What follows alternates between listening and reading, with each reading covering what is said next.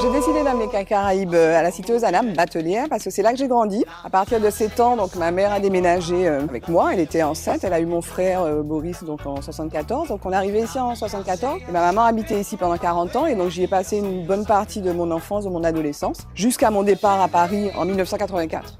J'aime bien cette coursive en fait, qui nous permet de passer devant chez les gens et puis à hauteur quasiment de visage, on peut même passer la tête et voir ce qu'il y a à l'intérieur des cuisines. Et donc ça crée une circulation et puis une communication entre les gens qui était vraiment évidente à l'époque, qui est probablement moins maintenant parce que les gens maintenant ils éprouvent le besoin de mettre des espèces de rideaux pour se protéger.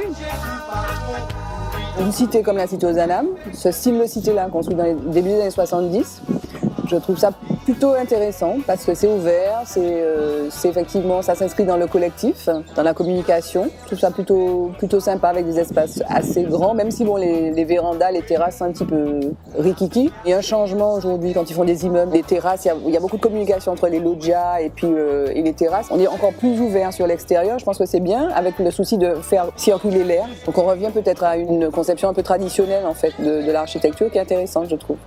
On n'habite pas à la cité quand on est riche, par exemple. On habite dans une maison avec un jardin. Moi, je viens d'une classe moyenne. Ma mère donc, nous a élevés, mon frère et moi, seuls. Mes parents étaient divorcés. Donc, forcément, socialement, je suis située. Donc, je ne peux pas habiter ailleurs que dans un endroit où il y a de la collectivité. Donc, peut-être de cette façon-là, ça crée, effectivement, ça entraîne un parcours spécifique, peut-être.